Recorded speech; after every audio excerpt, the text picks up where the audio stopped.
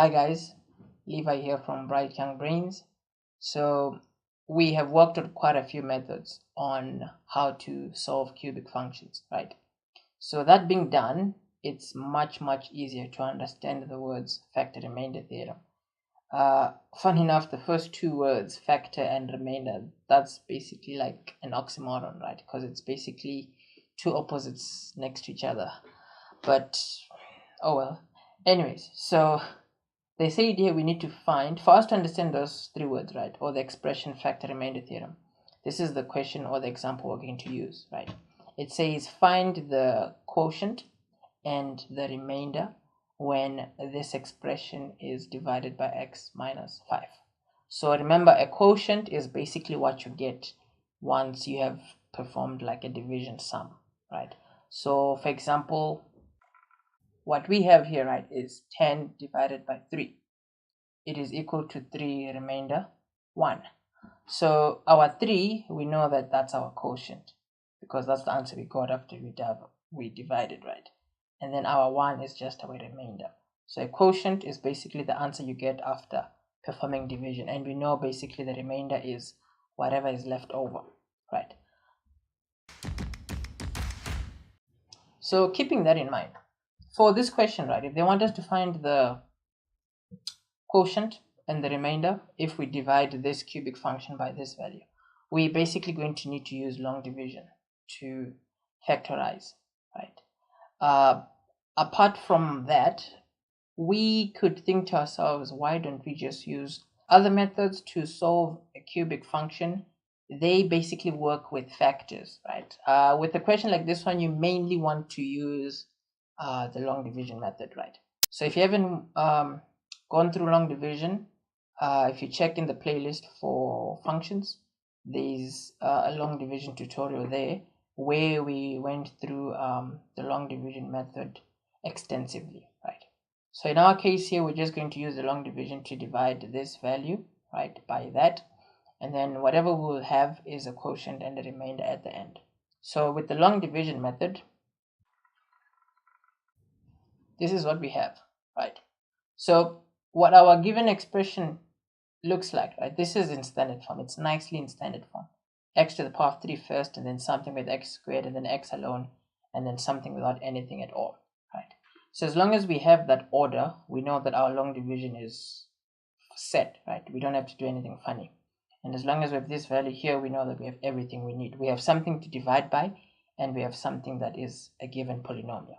So with our long division steps, we said it's just these four acronyms, right? DMSB.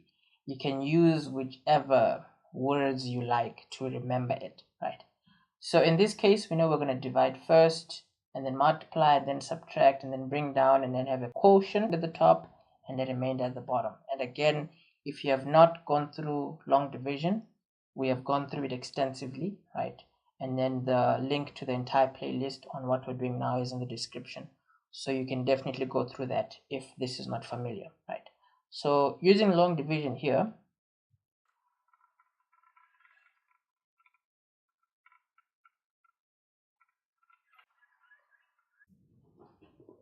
so this is what we have right after doing long division. What we have at the top, we refer to that as our quotient. What we have at the bottom here, as long as these are not two dots, as long as these are not zeros, this is our remainder, right?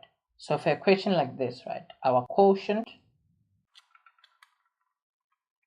is just x squared plus 8x plus 39, and then our remainder is this value down here, right? That's it, right? So for a question like this, getting the quotient and the remainder, it's just a matter of using the long division method to work it out, right? At the top we have our quotient, at the bottom we have our remainder, right? Now what that means is, if we had this laid out, right, what we had in the beginning, the coefficient, or rather sorry, the quotient at the top here, and our remainder all laid out in this manner, right? What we had there, if you put it there, your quotient next to it, paste it together, and then plus your remainder. These if you FOIL everything out, right, if you expand and everything, you will always be able to go back to your initial expression, right? However, what matters now is getting your quotient and then getting the remainder there, right? So the reason we've used this example to basically give an idea of what the factor-remainder theorem is because firstly, we know that as long as you are dividing by something that gives you a remainder, that something is not a factor, right? So if you remember all methods we've used to work out cubic functions, we have been using the word factors a lot, right? Because we know that when we used long division or any other methods, what we were getting at the end was there was nothing left over, right? So everything we were using then, those were factors. So in our case here, as long as there's something left over, we know that there's a remainder, right? Hence, factor-remainder theorem. Yeah, I've always asked myself, why do they even call it that? Because, I mean, but anyways, maths is fun, right? It really is. It really is. In my opinion, I'd say, again, everything is just what you make it, right?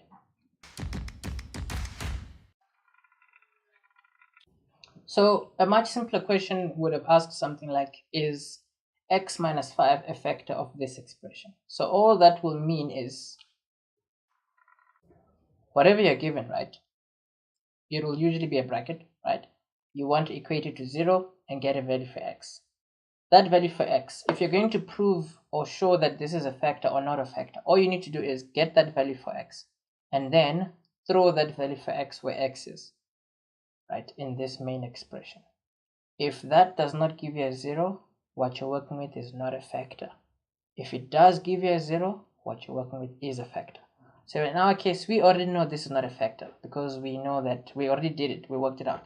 However, if they did not ask for like a quotient or anything like that, if they just wanted you to prove that something is a factor or not, all you do is this, right? Throw that value in there. And we're definitely seeing that this does not give us a 0, right? So it means that x minus 5 is not a factor, right?